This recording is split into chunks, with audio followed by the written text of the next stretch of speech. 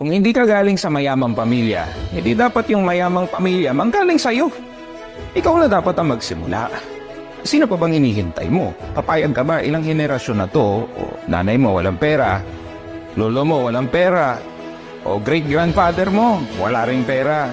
O sino pang hinihintay mo? Sino pa bang gagawa ng diferensya? O sana itaas mo na yung kamay mo. Ikaw na sana gumawa. Alam mo dapat mong gawin. O, galingan mo sa trabaho mo.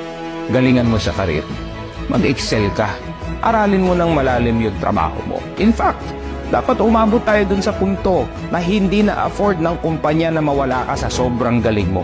Aralin mo ng pinakamalalim. Kasi diyan ka aasenso. Diyan ka magle-level up. Diyan ka magtatagumpay.